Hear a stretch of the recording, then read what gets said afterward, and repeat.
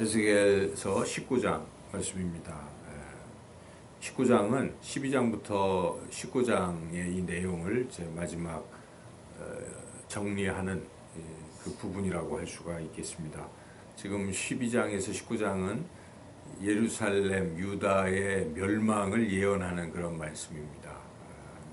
근데 이제 이 19장은 이미 현재 일어난 일과 그리고 이제 조만간 일어날 일을 예언하는 그런 말씀이라고 볼 수 있는데요. 역시 비유를 통해서 말씀하고 있습니다. 1절에서 10절까지와 11절에서 14절 이렇게 두 부분으로 나뉘는데 1절에서 10절은 이미 일어난 일이라고 1절에서 9절은 이미 일어난 일이라고 말할 수가 있는데 이제 요아스 왕의 아들들이 요시아 왕의 아들들이 이제 4명이 있었지 않습니까?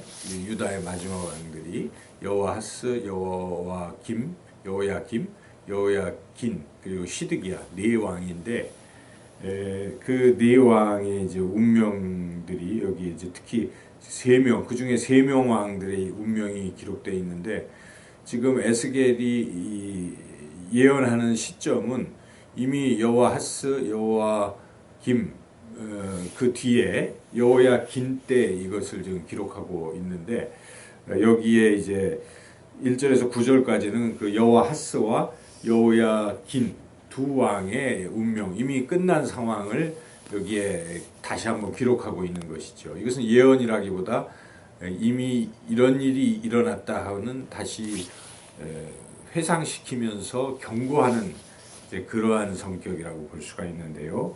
여기에 보시면은 첫째는 여호아하스 왕의 운명을 이야기하고 있습니다. 여기 이제 암사자 어머니 암사자는 다윗 왕조를 말하겠죠. 유다 왕조, 그 다윗 왕조. 거기서의 이제 새끼 사자는 그 왕을 말하는 것입니다.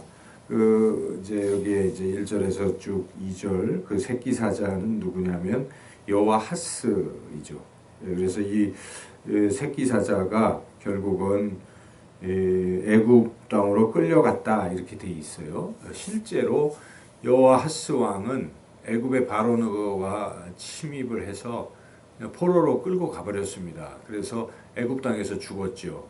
그 바로 여호아하스 왕에 대한 이야기고 그 다음에 여호야김은 그대로 있다가 여호야긴도 이번에는 여호야긴은 바벨론의 포로로 또 끌려가죠. 제 2차 포로 때 여호야긴.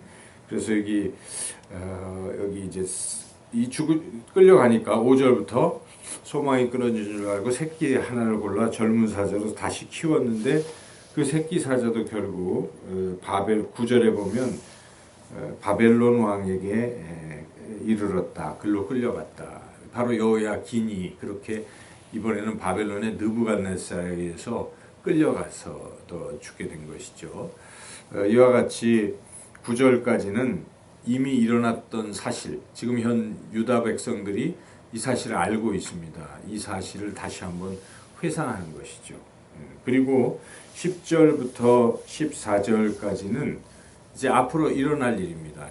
지금부터 한 6년 내지 7년 뒤에 일어날 일을 지금 에스겔이 예언하고 있는 내용인데 그 마지막 왕이 시드기야 왕인데 바로 시드기야 왕의 운명에 대해서 이제 예언하고 있는 그런 부분입니다. 여기에 보니까 이 비유는 사자의 비유가 아니라 이번에는 포도나무 비유로 내용이 좀 바뀌고 있죠. 10절부터 여기에 포도나무 같아서 이렇게 시작이 되는데 포도나무에 가지들이 있다는 거예요. 이 가지들이 이제 왕들을 이야기하는데 그 중에 한 가지가 굉장히 힘도 세고 뭐 이런 줄 알았더니 뛰어나 보였는데 11절 끝부분에 보면 많은 가지 가운데서 뛰어나 보였는데 지금 이게 어떻게 됐습니까? 12절에 뽑혔다는 것입니다. 뽑혀서 이제 동풍에 마르고 꺾이고 불에 탔다. 여기에 이제 동풍이라는 것은 바로 바벨론을 상징하는 것입니다.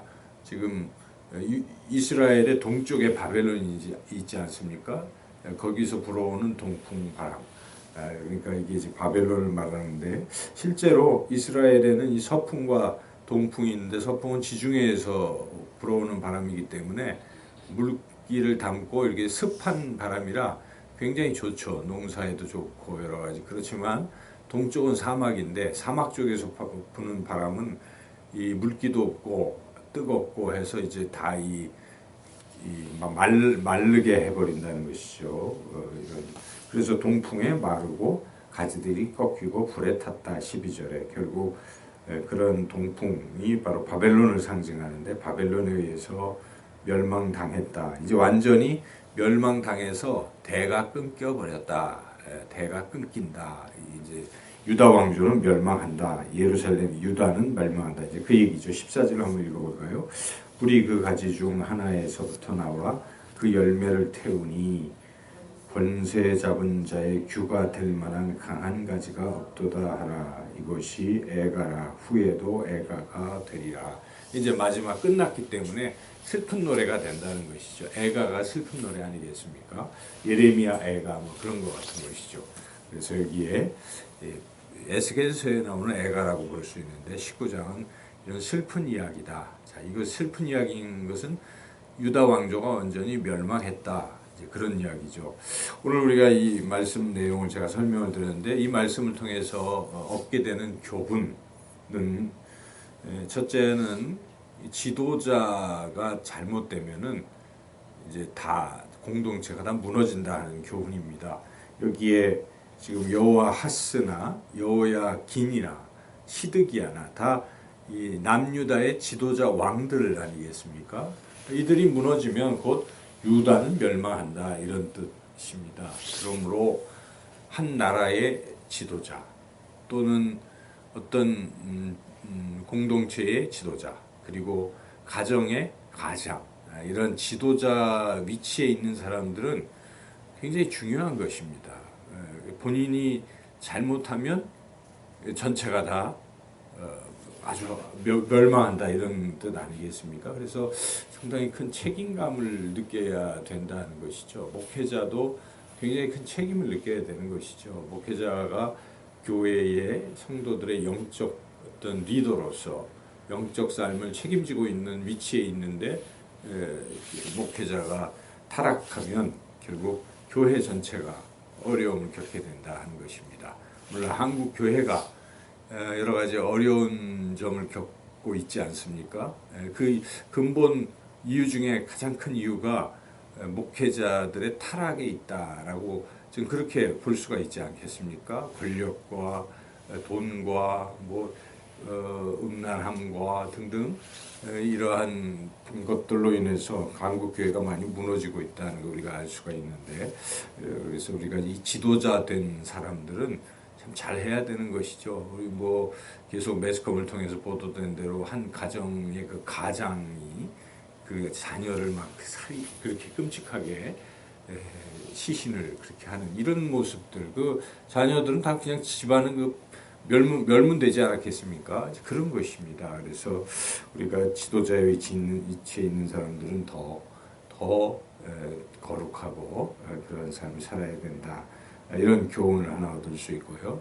또 두 번째 본문을 통해서 얻을 수 있는 교훈은 결국 죄를 짓고 회개하지 아니하면 멸망이다 하는 것입니다. 회개하지 않으면 멸망입니다. 하나님께서 지금 에스겔을 통해서 이 말씀을 자꾸 이스라엘 백성들에게 전하라고 하시는 이유가 무엇이겠습니까? 돌이키라는 것입니다.